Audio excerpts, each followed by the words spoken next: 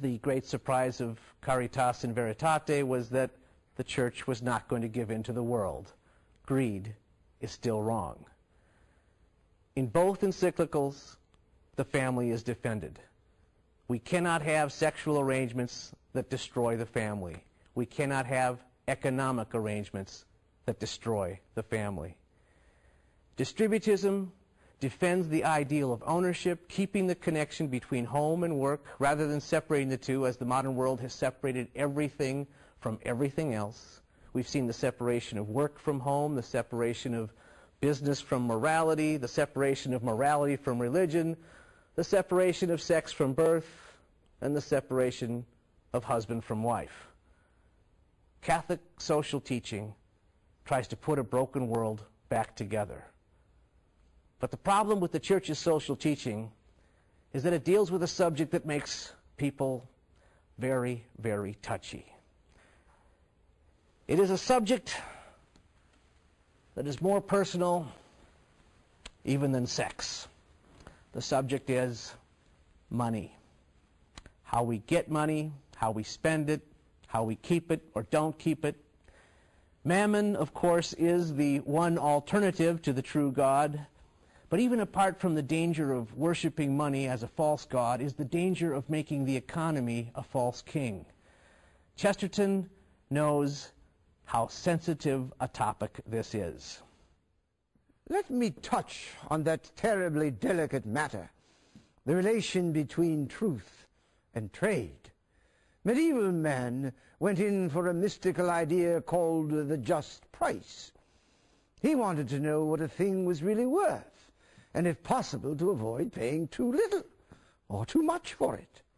Then there appeared another test of trade, equally logical and within limits, equally definite. It rested on the needs and motives of a highly simplified person who was called the economic man. This gentleman, who was certainly not a gentleman, was by hypothesis entirely selfish, but moderately sensible, and above all, moderately firm. He knew what he wanted, and could not be persuaded that he wanted anything else. But the modern psychology of salesmanship was entirely concerned with persuading him that he wanted something else.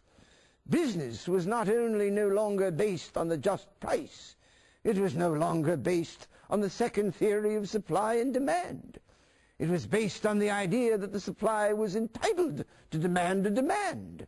In some sense, the supply would supply its own demand. The demander was reduced to a condition in which he did not know what the devil he did demand. The trader was to study not the facts about necessity and utility and what the people want, but rather the fancies, the moods, the mechanical tricks, the mere absent-mindedness, all the weaker side of man.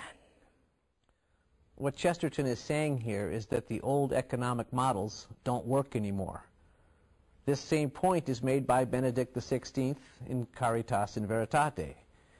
Chesterton predicted that in the later 20th century, most of our time would be taken up by arguing with communists, and he warned about arguing the wrong way.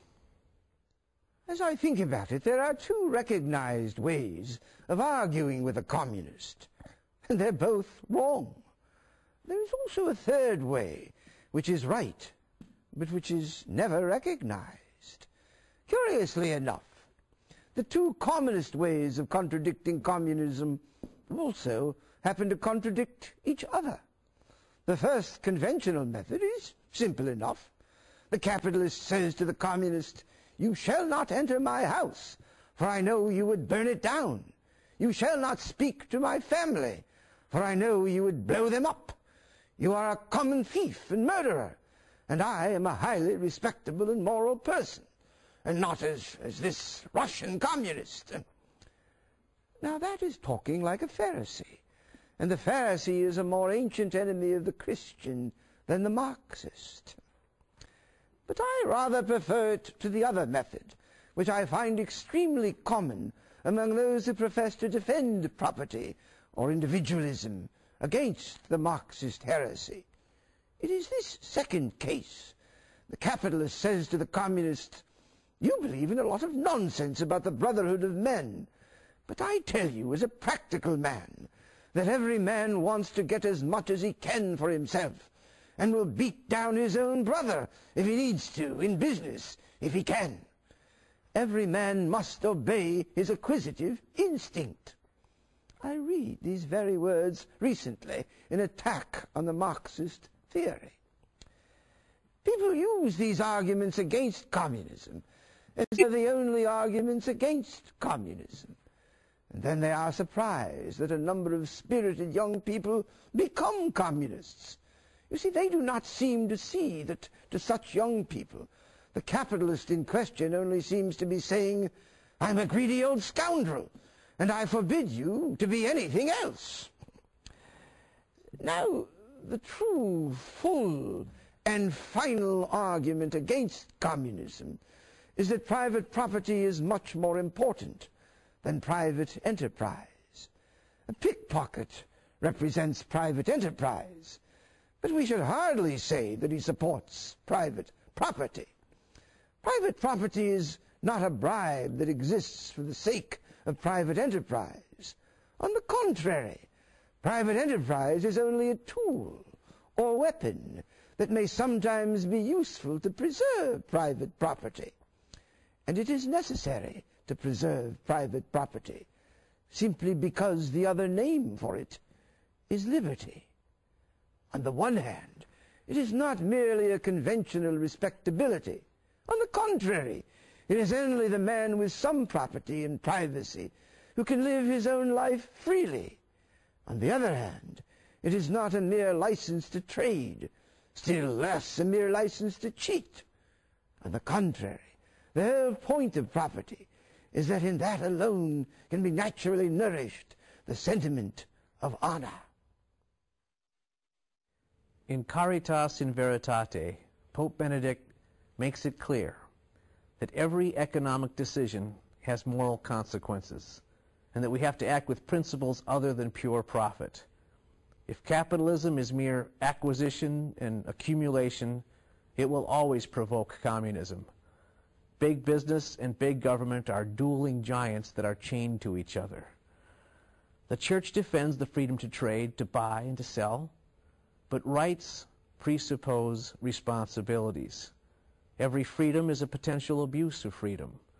The role of the state is to protect against the abuses.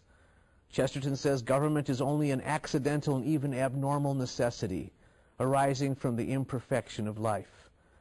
The state cannot become a universal provider, or else, says Chesterton, it's just another big shop. Taking care of the poor means more than giving them handouts. It means creating a society that restores their dignity.